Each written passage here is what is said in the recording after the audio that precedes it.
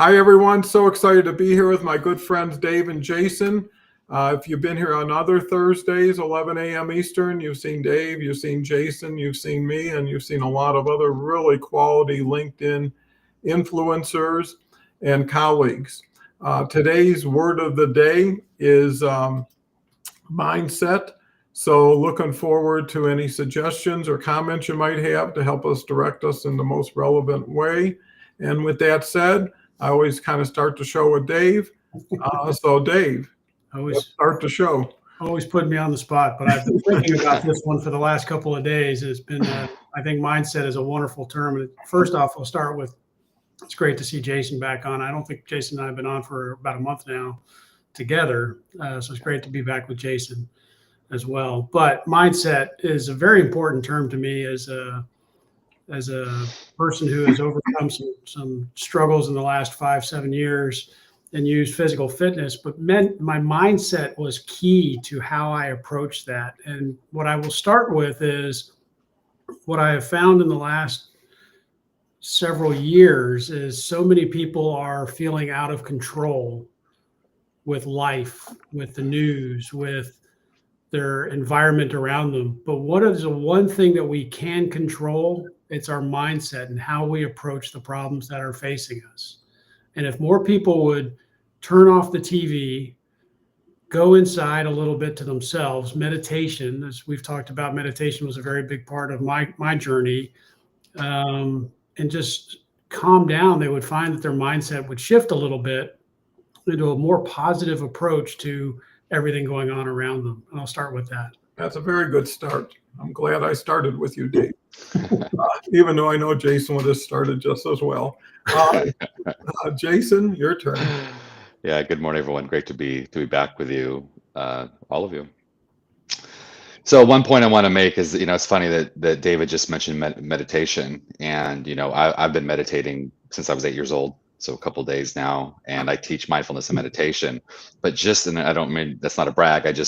Because this morning I was thinking I haven't been meditating this for about a month or so now. I've just been too busy, and the mindset of being too busy, right? But this morning I've had some things come up in my life where I've made some decisions that I knew weren't the best, but I just made the decision anyway, if that makes sense. My gut said, don't do this, but I was like, no, it'll be fine. It'll be fine. And I did it, and it did, and it worked out the way my gut knew it was going to work out. And I was like, man, I need to get centered. I need to, just this morning in the shower, I'm like, I need to meditate. I really need to get back to my practice. I really need to come back to myself. So, Dave mentioned that. So I definitely wanted to share that because it's just the quinky dink of it. But mindset, I'll start with this. One of my favorite sayings is that when you change the way you look at things, the things you look at change. And that's mindset in a nutshell. So if you have a mindset of abundance, you're going to see abundance in the world. If you have a mindset of scarcity, you're going to see lack in the world. And whatever we focus on is what we get. So that's why mindset is so important. It's that filter that we have, and how you see your world is how the world's going to be. Yeah, great point. I did thank you, Dave, for pointing out that we weren't live on LinkedIn for a couple minutes there, but we're live now. So that's very important to have colleagues that actually collaborate and support each other. And that's one of the reasons for the show. Going back to the points Dave and Jason just made, I think of mindset as being able to set your mind. And I think to Dave's point with television and all these influences that are taking place, you're never really, or you're not as settled as you used to be. You're not positioned. You're always receiving. And in the past, there were more people sharing than receiving. And now the receivers are the ones who are doing all the sharing. And that only continues to accelerate all of this confusion or challenge. And time is so important because you just never have enough time. But everybody has the same amount of time. So it's really how you utilize your time. And then what is the benefit of what you apply your time to? And now that you add AI to it, now that's going to take it even to a faster higher level because now you've got support, and it's always there, and it's usually always a benefit depending on how you address it and interact with it. So I think it's a lot to do with discipline. You got to discipline yourself, and say that's enough. I mean, when raising kids, it was easy to say it's too much TV already, go to sleep, or enough computer stuff for now, take a break. That isn't possible to be there all the time. And, the short-term opportunities always seem to be more attractive than the long-term challenges, right? It's a lot easier to eat an ice cream cone and enjoy it for 10 minutes and not worry about what it's going to do to your health later on. And some people have lost control. They lost their personal identity. They became part of a message that someone else is producing. So it's fascinating times we're in, and great opportunities for those who know when enough is enough. Dave, thoughts? Yeah, my first thought is the word intention. You have to be intentional with your mindset. You can't just go through life, and your word discipline is very key to that. And it triggered immediately intention. I can't go into a project and say, well, I'm going to be bad at this. My mindset will, to Jason's quote there, I'll get a negative response. I have to go in with a positive mindset. I have to go in with an intention that I want the outcome to be positive. As I was walking the dog this morning, I was going back to my marathons. Okay, my first marathon, my intention, my plan was I just want to finish. My second one, I wanted to do better, but my mindset going in was I'll be fine, it'll be okay. But then I let negative thoughts intrude, and I did worse. And yet I could come out of that and go, okay, I did worse. And yet I know the next time I'm going to do better, because I'm going to change my mindset. I'm going to change my training plan. I'm going to do all these other things to fix it. But that mindset shift improved my last marathon last year, came out with a 40-minute improvement because my mindset shifted. Because I intentionally went into it with, I'm going to do better, and I'm going to do all these things through discipline to make sure I have that outcome that I want. And that was a very important process for me to go through. If it was just, I'm just going to wing it, I'm just going to kind of make it through, muddle my way. Marathon is not the time to muddle your way through. You have to have a mindset to go into, I'm going to finish this with the intention of beating some timeline or some feeling that I want to have at the end of it. It cannot be undisciplined at all. So discipline and intention, I think, together helped me with my mindset, if that makes sense. No, it makes a lot of sense, and I applaud you for taking the time to figure out a process to it as part of a evolutionary or continued growth initiative. Now, let me caveat that with a twist. This year, I have not had that mindset shift as I've shifted from a cooler climate to a more humid climate. My training has dipped. So I've gone in with the mindset that I need an extra year to plan for my next marathon. I cannot go into this marathon this year with the idea that I'm going to win or I'm going to improve. So I'm shifting my timeline to the right a little bit. Okay.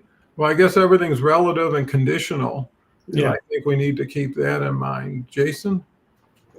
Yeah, and not in a negative way, but in a supportive way, then I would offer Dave, you've already made up your mind what it's going to take you. Yes. Right? You've already said it's going to take me a year to do it. So it's going to take you a year to do it. If then that's where we have that opportunity to shift our mindset to see what we're going to attract and what's going to show up. And the firmer you are on that, the firmer the results are going to be. So that's the reality. And first of all, kudos and hats off to running marathons. When I was in the Marine Corps 30 years ago, 15 miles was nothing for me. I was running. That ain't happening nowadays. I take walks. I take 1 to 3 mile walks, and that's where I go. I ride my bike for 5 or so miles. That's where I'm at. So kudos to you for making that decision. making that dedication to do that. And that's a huge mindset, obviously, that goes into that. Having this word, the one thing that I want to offer is that mindset is made up of a lot of things: beliefs, values, memories. A lot of those other subcategories are going to feed into what your mindset is. And that's where you have the opportunity to make those shifts like you did. You were talking about discipline and things of that nature, intention. These other words are all building blocks to build that mindset. And so we have that opportunity to change, though.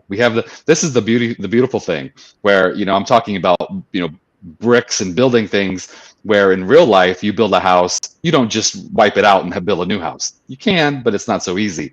But with mindset, you can make those shifts. And that's what it takes sometimes. They say change happens in an instant. It just takes us a long time to get that instant sometimes.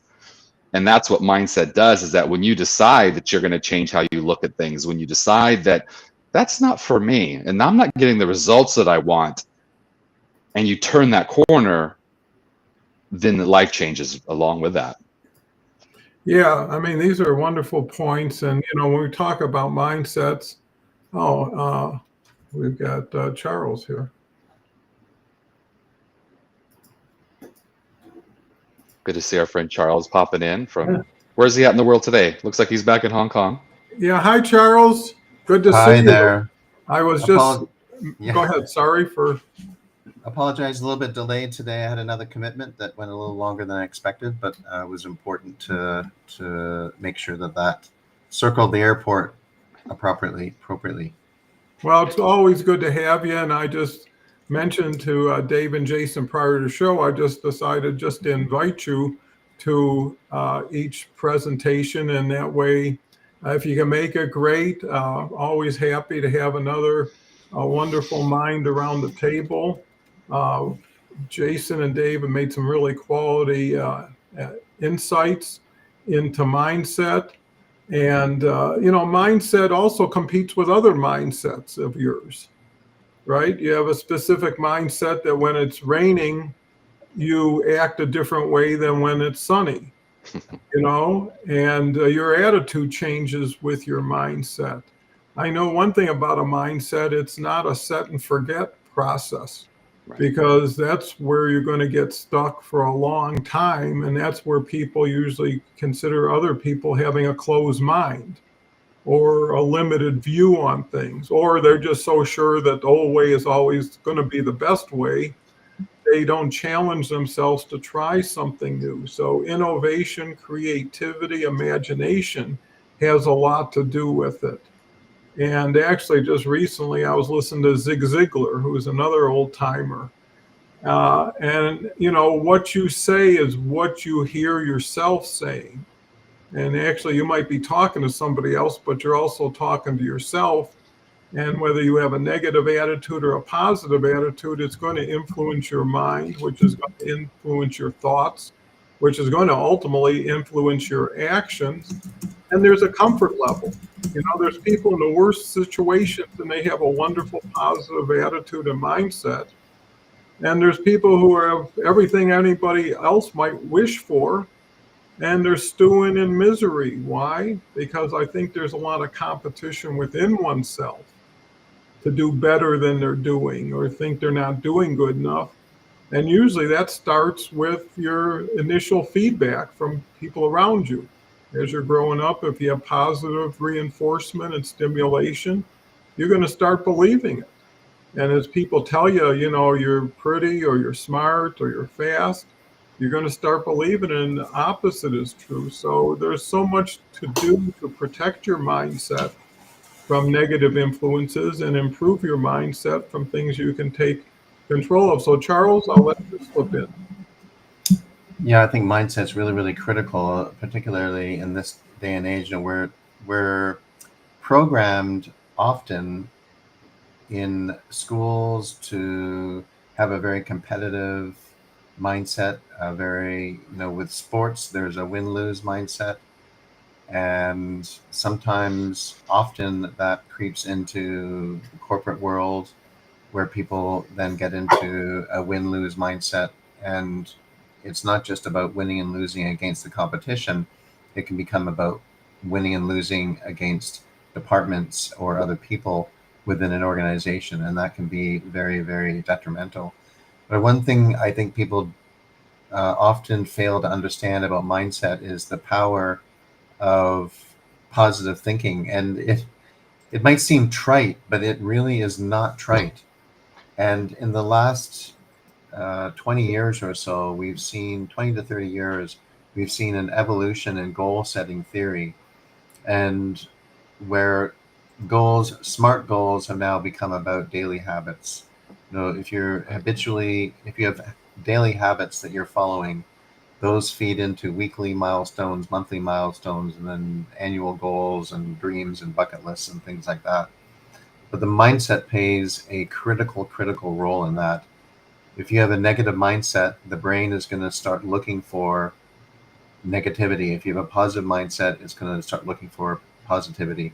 For example, if you buy a red car, you'll then start noticing the similar model of red cars, or even the similar model of cars on the highways and on the streets.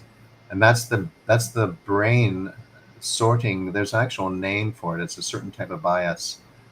But it's a confirmation bias, I believe. But that confirmation bias is very, very powerful and is applicable to goal setting. So if you positively create a positive confirmation bias, it can help you achieve your goals. And that's all about having a positive mindset. Great way of sharing and communicating that. Dave comes in with, the only limit to our realization of tomorrow will be our doubts of today, Franklin D. Roosevelt. And he definitely prepared the country for an important mindset during his terms, because we faced some of the biggest challenges the country ever had. And his fireside chats were a big part of that. Back then, radio was the thing. And being able to sit around a radio and hear your president outline what you were involved in and what you might have to do created a wonderful collaboration of sacrifice. People were doing victory gardens, and people were helping each other and doing without with rationing. But having a leader who creates that positive mindset is so important, whether it's a government, whether it's in business, whether it's even a family member that kind of leads the direction of conversation and is a go-to person when you need a fill-up. So, I applaud that.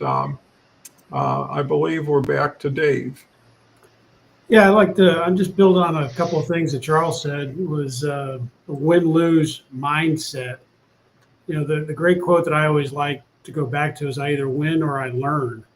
Mm-hmm. It's a mindset shift that you have to make to get there, because a lot of people, because we've been taught you're either first, second, third, or you don't get a medal. Mind you, the 90s were a different time, but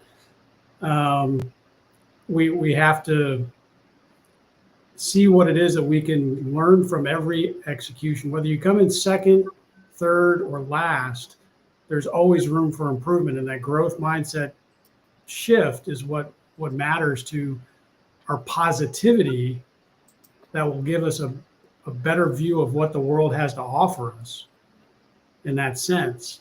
And to your point, Charles, the law of attraction, I think, is what you were talking about, is if we push out the positive, we're going to get the positive. If we push out the negative, we get the negative. And what we exude is what we attract, if you will.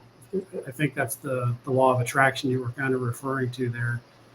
And in leadership, we've gotten to the point where it's so competitive that if you don't win, you're automatically a loser. And we have to come back with, how can we learn from what our mistakes were to improve upon? And it's not always against me versus Charles or me versus Jason and Don. It's me versus me. And how can I be better?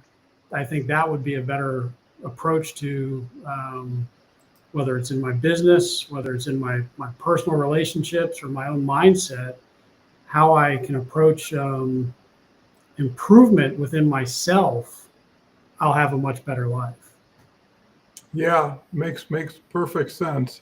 Jason? And I think one of the common themes that we're talking about today is that you have the onus. You have ownership of how you see things. And that's what sometimes we get our circumstances become our lives. And circumstances aren't our lives. They just reflect who we truly are. I love the Wayne Dyer story talking about if you squeeze an orange, what comes out? Orange juice. You don't squeeze an orange and expect to get pomegranate juice. And it doesn't matter who squeezes the orange. It doesn't matter what time of day you squeeze the orange. It doesn't matter how you squeeze the orange. You're always going to get orange juice out. So what's within always comes out. And we control that. Now, we're not, I think sometimes we think, oh, I'm an orange and that's what I'm going to be. And I'm just going to have orange juice all my life. That's not, to stick with that metaphor. We can change who we are inside.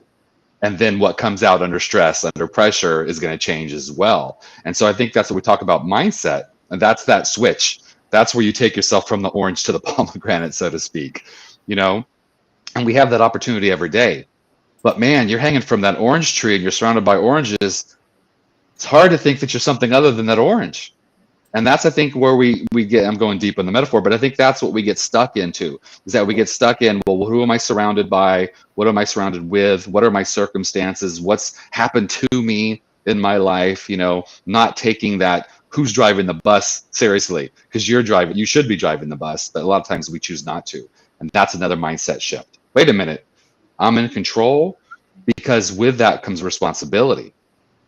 And that's the challenge, is when you say, well, wait a minute, I'm at cause for my life. That doesn't mean you're to blame for your life. That means that you have opportunities to make changes.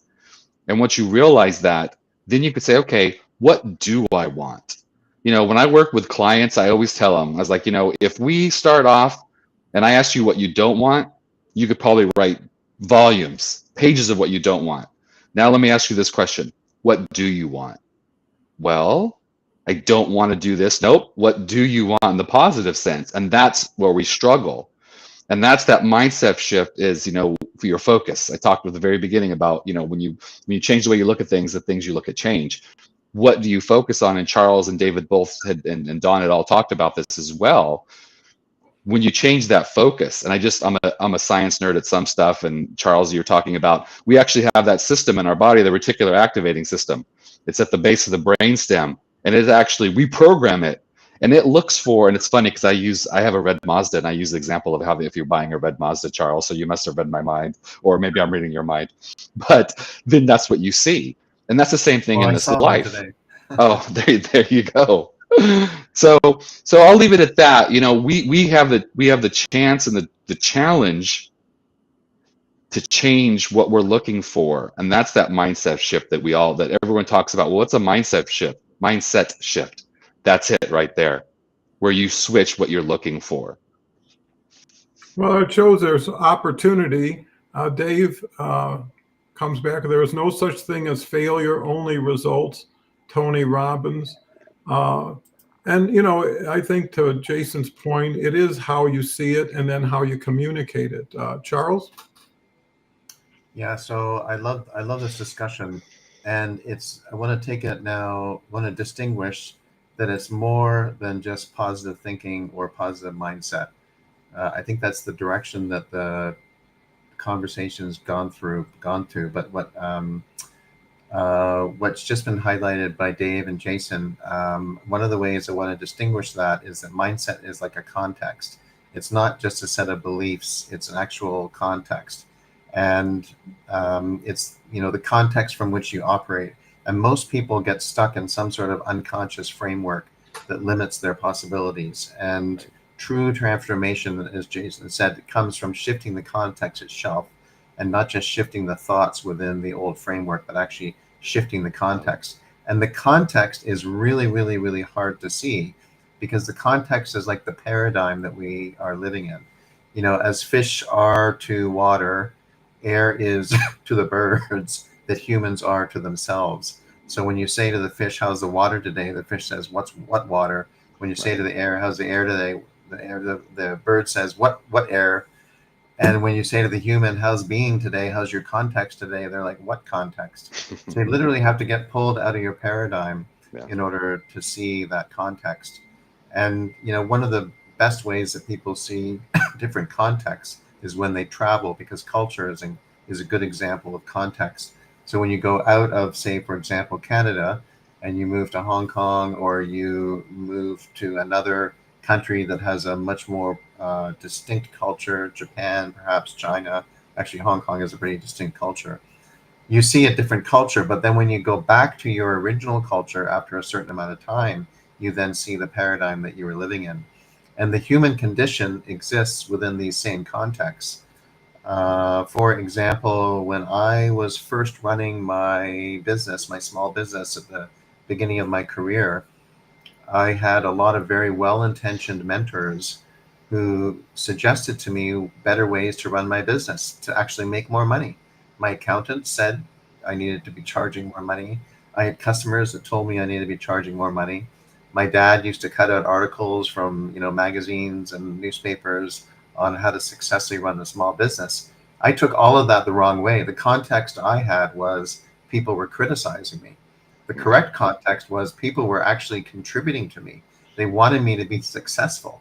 And when I figured that out, I started looking at those good ideas in the magazines and the newspaper clippings and listening to my accountant and thinking, oh, I see. So if I've got my cost model incorrectly here, how much money should I be charging? And that was really transformational for me. But that was the shift in how I held the business context for myself. Yeah, that is so illuminating. And everything everybody's just been talking about has made me think. And I think that's where you have to start, is rethink and reflect. And I look back at when I was younger and through the decades, and I now understand why I was doing and thinking the way I was, based on either the influences that I had around me or prior to that time, and how I picked up on it. Like, who in your family thought like this or acted like this? Well, that's probably where you got it from. And when you're young, you're far more impressionable and influenceable through that. And sometimes you forgot it was someone else who gave it to you and it wasn't original. And you carried it around with you until it became obvious that it didn't work, or it became obvious that there was a better way. And you chose that. So a lot of it is based on the success of, like, Tarzan. His whole thing was, you got to catch another vine, right? You can jump off of one, but you got to catch one. And then you got to land without hitting the face of the cliff. And sometimes you do, sometimes you don't. But that's a simple illustration. And just putting something in front of you saying, how do I get better every day in some way, not in every way? How can I make a small improvement? And you've got a million things that you're involved, your diet, your exercise, your relationships. And if the goal is, how do I move it up a little bit more and make it easy to do, comfortable to do, and then reflect on the result. And sometimes you need a hybrid. You go from here to there, and then you have to go somewhere in the middle to get where you exactly are comfortable. And I think that's an important element, is being comfortable with change and how you make those changes. There's too much drama. I'm going to lose 30 pounds in 2 weeks. Why? What's going to happen 2 weeks and a day from now? Because whatever you start, you're going to have to continue and hopefully finish. So why not say, what can I do without disrupting my life, especially if it's not an emergency? But, a lot of times people make those moves because they're trying to make up for lost time when they didn't do anything. And they try to play catch up instead of, get set. And I think that, again, where mindset is so important. Back to you, Dave. Yeah, so I was thinking about this as we've been going around a little bit, and it reminded me, I think, Don, you brought this up probably about a year ago somewhere. It was, how many times as a baby, within the first year, 2, 3 years of our lives, do we hear the word no? Mm-hmm. And we get into that mindset of I can't. As a result, some of us do. I won't say all of us, but it gets us in. We know the word no very quickly. We don't know the word yes. And where I'm going with this is, it's a mindset shift. And what I found with the best bosses I ever had in the service, especially, were the ones who said, go forth and do whatever you can, and I will back you up.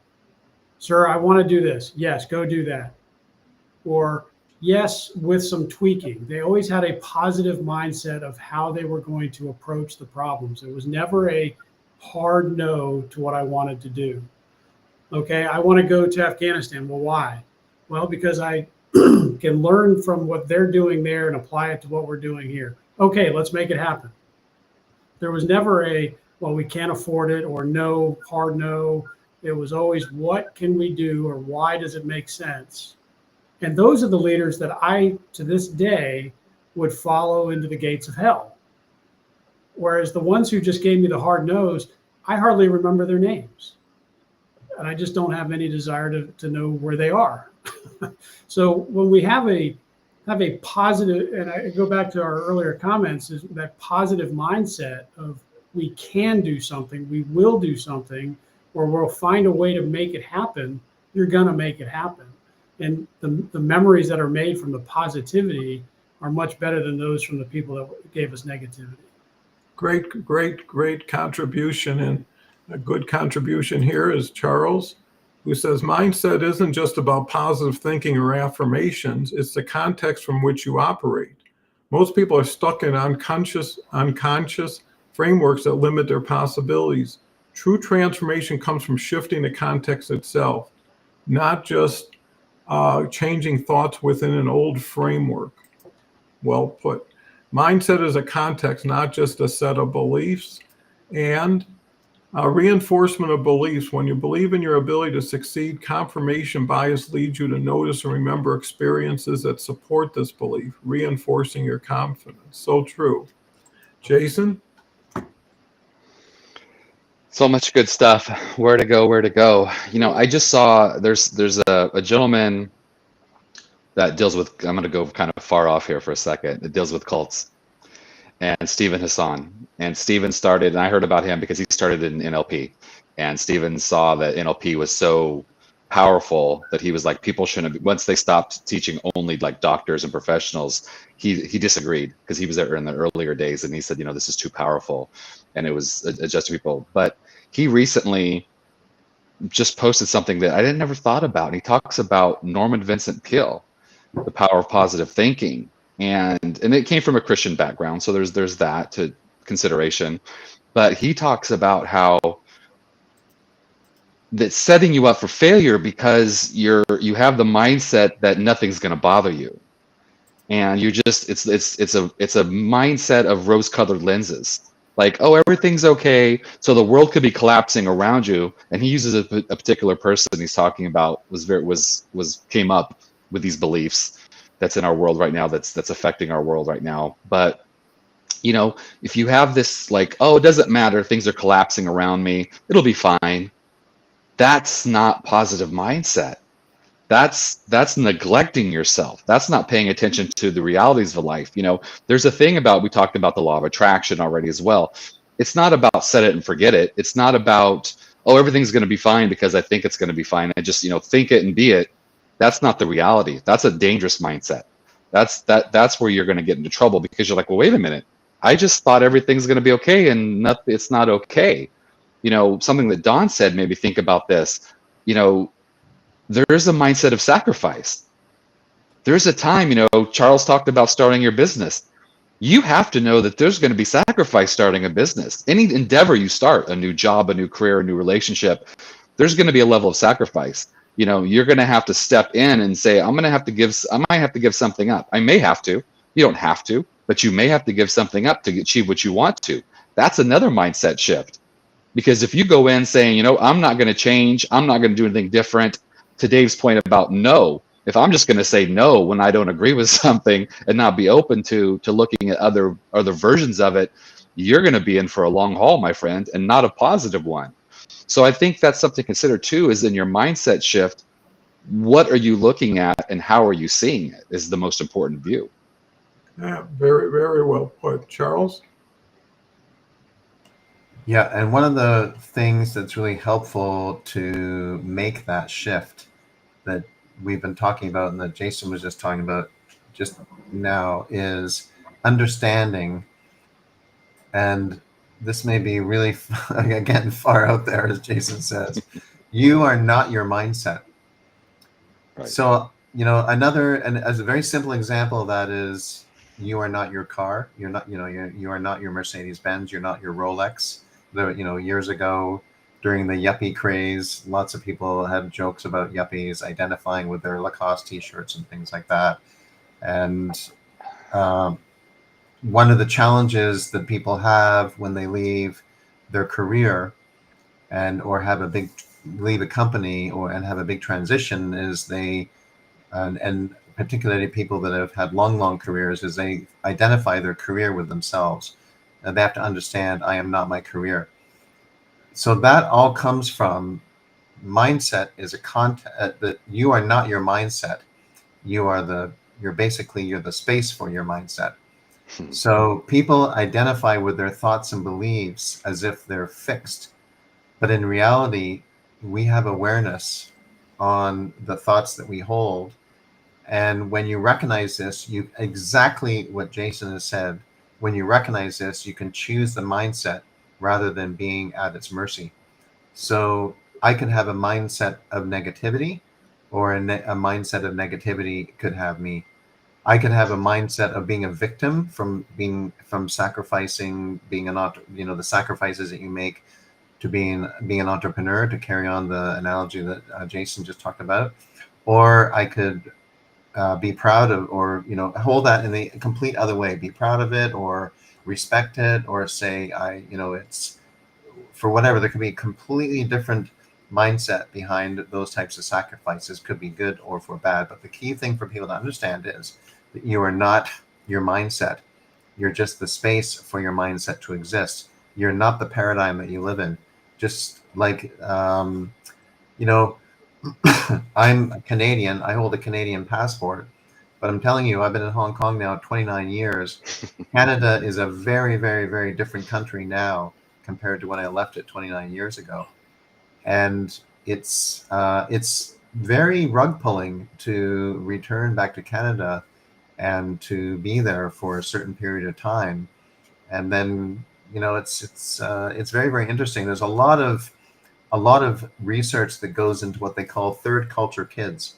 My kids, born and raised in Hong Kong, all Canadian citizens now, university educated in Canada, living in Canada, and who knows where their careers will lead them.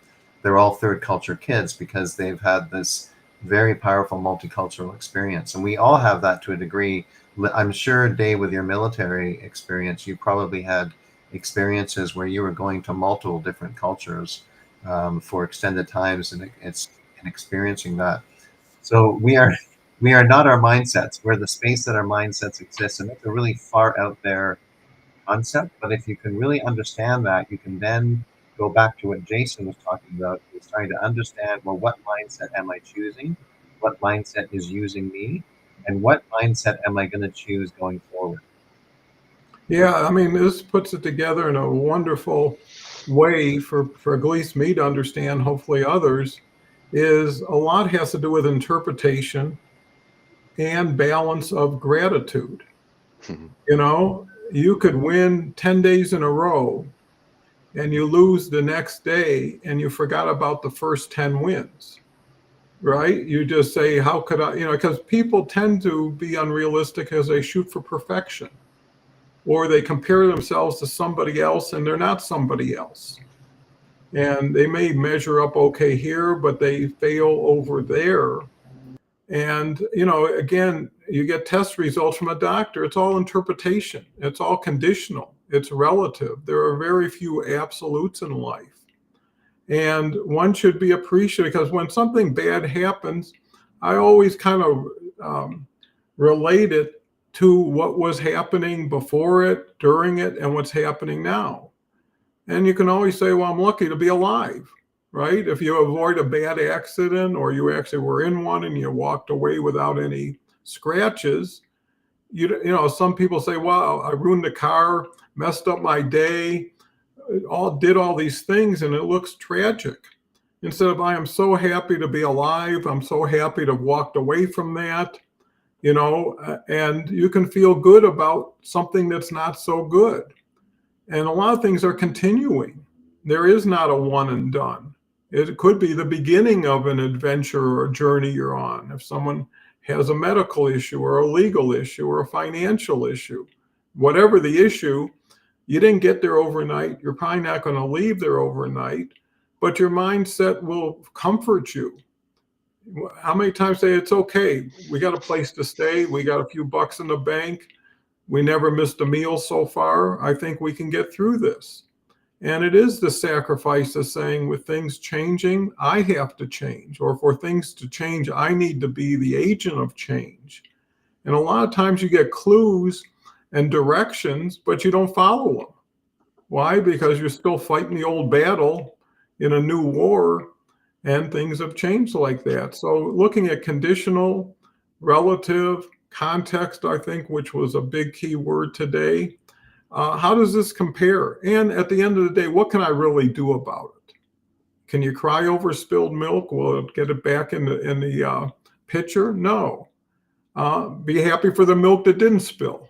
Be happy for the milk you drank before it spilled. A million different ways. Before we move to Dave, we'll get one more comment here from Charles Caldwell.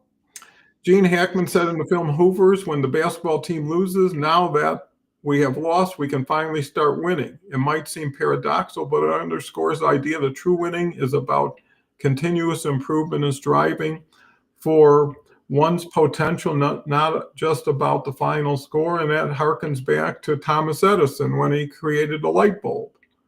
And he took 10,000 experiments that didn't work. And he wasn't bothered at all because it was process of elimination. He learned what not to do.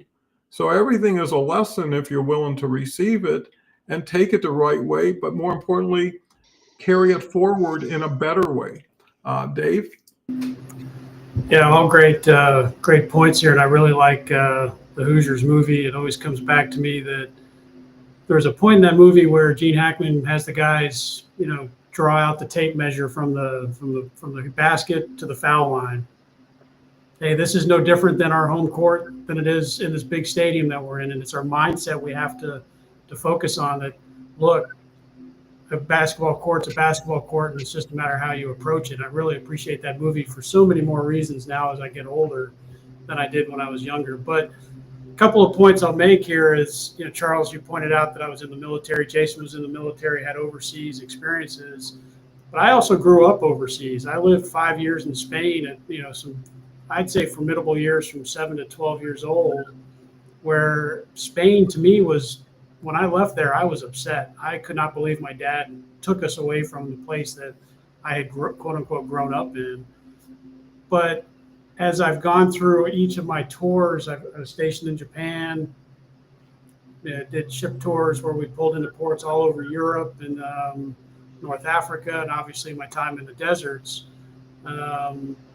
Definitely gives you a different perspective on what to expect outside of this world and what we shift. And when you come back to go, wow, that's a little different than what I just experienced for the last 5 months in the desert. Not just from the bullets flying, but just the people that you meet and the cultural differences. Mindset, I build off what you said, Don, about medical condition. The best mindset that I found, the positive mindset I found, has helped so many people get through a cancer diagnosis. I've watched 3 of my friends in the last 5 years go through cancer diagnoses, 2 of which or all 3 of them were for neck or throat cancer of some nature.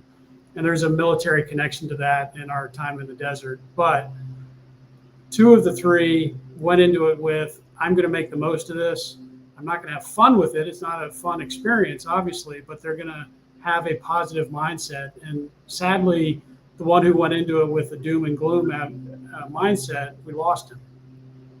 So power, and when I talked to a girlfriend down here, who was a friend of one of those 3, she looked at us and said, look, I've been through 3 diagnoses of cancer, and it's always a positive mindset that'll win. So why not have that? Look, I'm going to experience this, but I have to come out with it that I'm going to survive. And I'm not saying it's a 100% solution by no means, but that mindset definitely had an impact, I think, on the 2 of the 3 who we still have today. Yeah, I think that is so true. Jason? Yeah, it's very challenging. That the C word is such a bad word. I lost my mom to cancer after she fought it 3 different types, or 4 different types actually, over 15 years, and I think we all have that experience. And I say that not to be like, oh, me too. I say that because of what I'm going to say next. I'm not making light of that. But, I think the reality is that we all have a death sentence. That's it. The price of admission to this life is that we are going to transition at some point, And I think once you figure that out, and once you go, wait a minute, this isn't forever in this form, this physical human experience. These spiritual beings are having this human experience. This human experience is going to end. Even I just saw the oldest person on record. I think it was like 123, still ended. So I think that's a big shift for a lot of folks, is when you see that, and not in a doom and gloom way, not in a, oh my God, I'm going to leave this, but it's like, that's going to happen. Why not enjoy it while I'm here? Why not make the most of it while I'm here? Why be afraid of this life? This life is what we have. This is the bubble, this is the air, this is the water, as Charles was talking about, and if we can't see that, we're in for a bad time. Now, with that said, I did want to make this point because we are kind of getting around the bend here. Someone made a great point the other day that I hadn't even thought about, but talking about mindset. We've all had our lives. We've all grown up in a way, whether you were rich, poor, indifferent, whatever. A lot of us, I think a lot of folks out there didn't grow up with a ton of stuff. I grew up poor, but they were saying, this person was very astute. It said, if you hold on to that, it's going to continue to affect you. If you continue to talk about, well, I grew up poor and I grew up without this and I grew up with that, you're still attached to that. You have to let that go. And so just recently I was like, wait a minute. All of us, now you might disagree with me, but here's the reality. If you're here in this conversation or here listening to this conversation, you had everything that you needed at that point because you're here. You had food, you had water, now it might have been a struggle, and everyone struggles that has struggled at different levels. There's people in abject poverty, but if you're here now, you had enough to get you here. So you can release that thoughts of scarcity. Well, I come from this. Well, you keep plugging into it. Realize that you had enough and you have enough now. And that was the mindset shift for me that's the most recent mindset shift that I just had, was wait a minute. Yeah, I didn't have all the great clothes and I didn't have all this. And we had to turn in aluminum cans sometimes for money. And we had to go to my grandparents, my mom's parents for money at times, but we made it work and I'm here and I learned lessons from it. And I think we could all do that. If we look at our adversity as a lesson and not a definition of who we are, that mindset shift will take you into new places. Yeah, it's so great what you mentioned, because it really makes you more aware of what you should be counting your blessings. Right. And most people take those things for granted. Charles? Yeah, outstanding. What I want to say about the past is that the past does not determine the future. Your present interpretation does. And most people's mindsets are shaped by past conditioning. Right. And freedom comes from distinguishing the past from the present and recognizing that we're not bound by old stories unless we keep recreating them. So two people, it's exactly what Jason has just said. Two people could have the exact same interpretation or the exact same situation, the exact same circumstances happen to them, and one of them has an attitude of gratitude and moves forward grateful for everything that they have, and another one could have an attitude of being a victim. And I think that's the past either has you or you have a past. And as people will know, I've often said the powerful interpretation is to be informed by the past but not limited by the past. Yeah, and to what Jason just mentioned, you look back at your past, and that's why I've enjoyed minimalism so much, because it's the things that make you, in a lot of cases, happy or unhappy, and that's all contextual and relative to the people around you. When you're, let's say, poor, and everybody around you is poor, you don't feel poor. You don't see poor. It's only when you drive into the other neighborhood or you see how the other kids live that now gives you something to compare to. But it also makes you more self-sufficient when you know if it's going to be, it's up to me. When you know you look around, there's nobody who's going to help you, start helping yourself. And adversity is something you never really can get in the middle of. Either you get on top of it or it overcomes you. And it makes you appreciate the things that are free, like nature, like music, like reading. I mean, when I walk around the parks, I see all these little boxes of free libraries. Little boxes where people put 7, 8 books in, maybe give somebody a chance to read something or learn something, but it's a gift. And I think it's really what you give that makes you richer, not what you can receive and what you can take. And I think when you can get into the we element and not the me element, you're part of a bigger thing than yourself. If it's just you, you're limited from the get-go, right? But when you're part of something, you lose yourself into it, and then you gain everybody else within it. And that's where support groups come in. That's where you get to talk to people just like you, maybe even worse than you. And you say to yourself, if they can do it, I can do it. And it might take me some time, but more importantly, maybe they can tell me how they did it. Maybe they can help me in ways I wouldn't have been able to complete it. And I think that's important, is know where you are, but more importantly, know what makes you happy. And a lot of things you gain in life, especially material, are just entitlements that you take for granted after a while. It seems like, people who make a lot of money find ways to spend more money if they don't have discipline.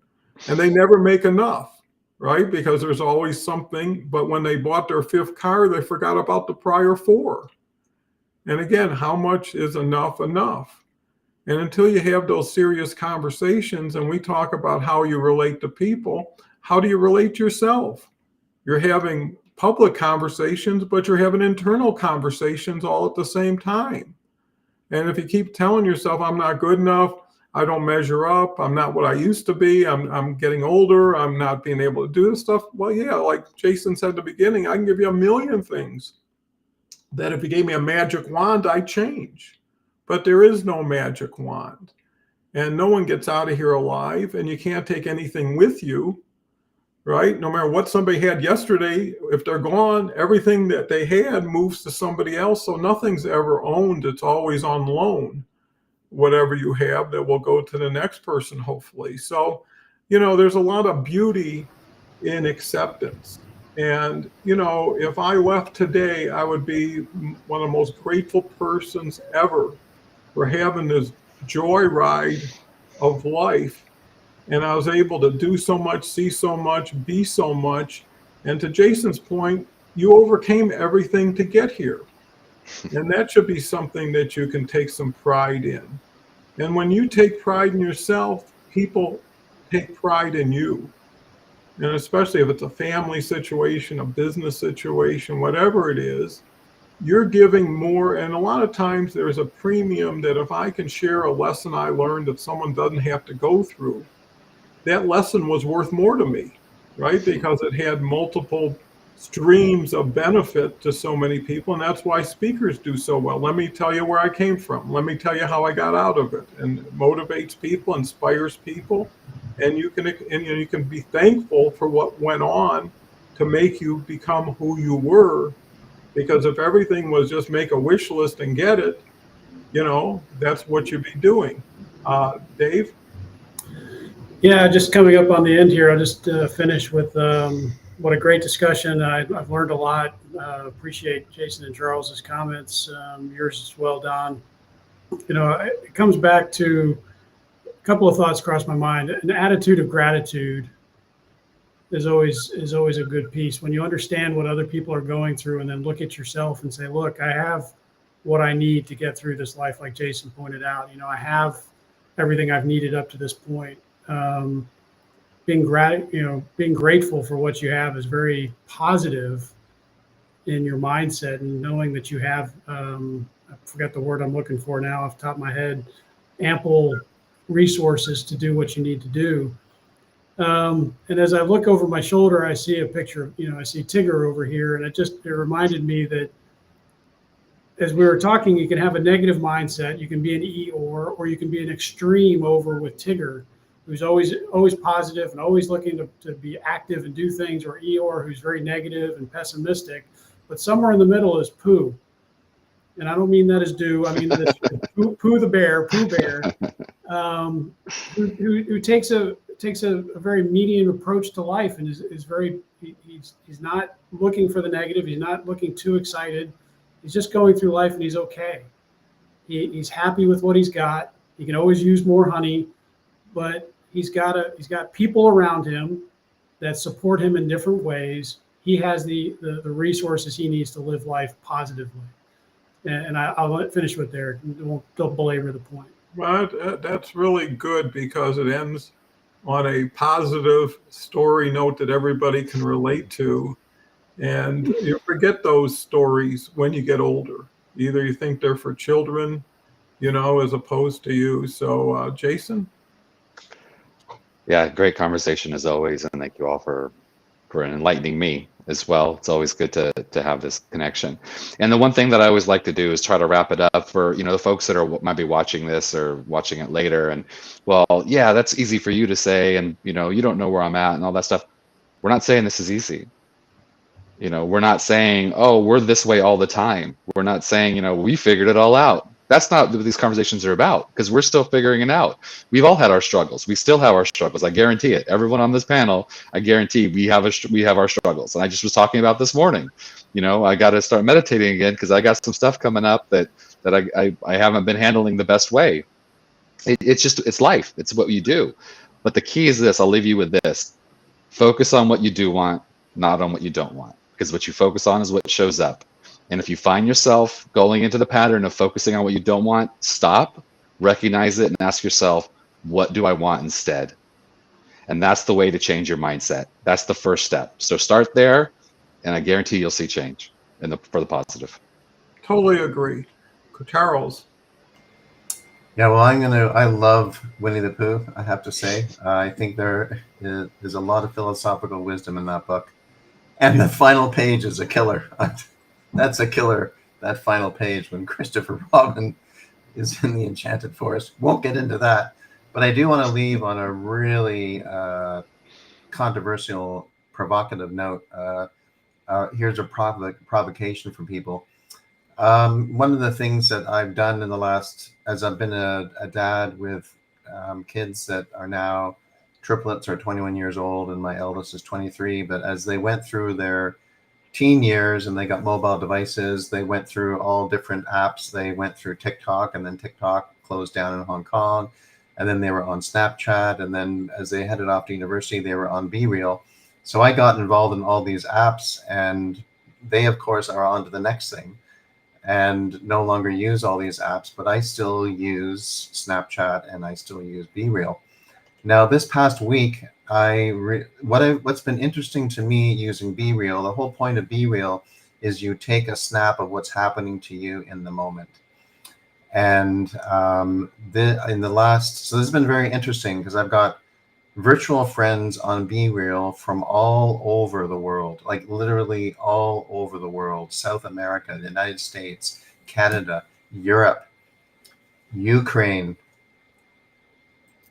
Israel, Iran, Russia. And what has been extraordinary for me is to see their moments of daily life.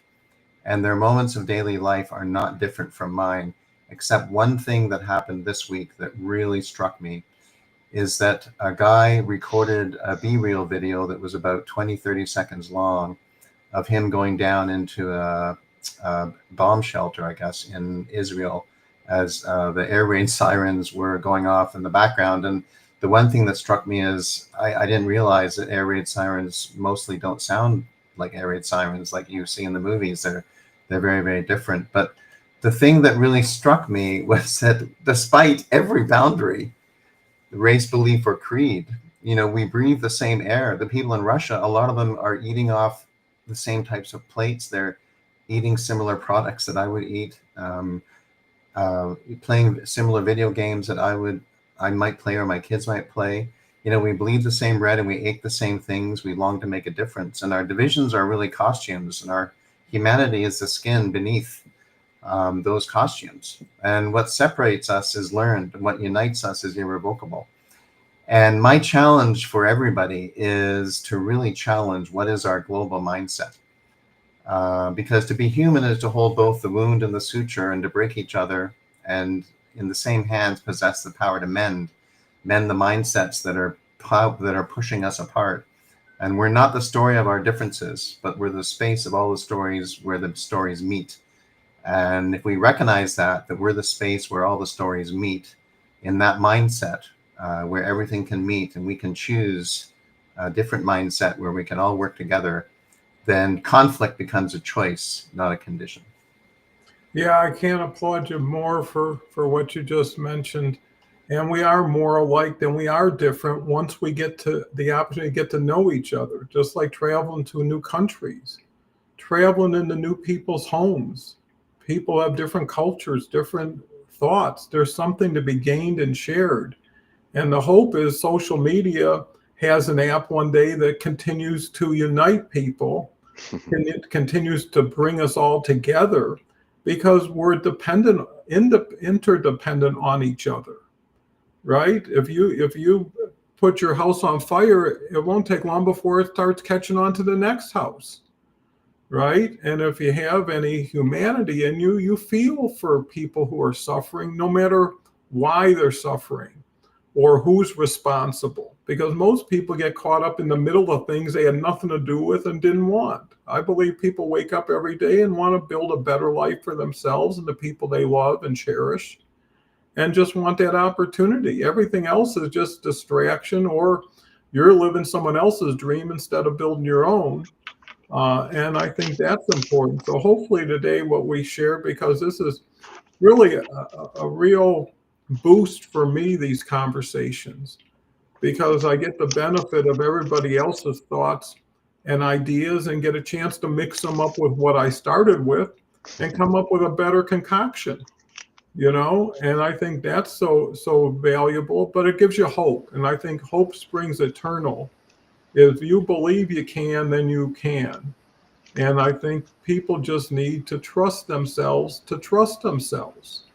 Get a new slate, right? And etch a sketch. Remember how that used to work, that thing, right? You do all these weird lines and you clear it, you know, and just like that thing where you use that little pencil, a stylus on the thing, and you rip the thing up and you'd start over again. So anyways, I digress into my earlier years. But I do want to take the opportunity to thank Dave, Jason, and Charles so much for enlightening and instilling wonderful new ideas and thoughts, which I will take to heart and put into some sort of action. Hopefully we all elevate and ratchet up together, including the future audiences to this show. So thank you all again. Come back next week and we'll have some wonderful conversations. And with that,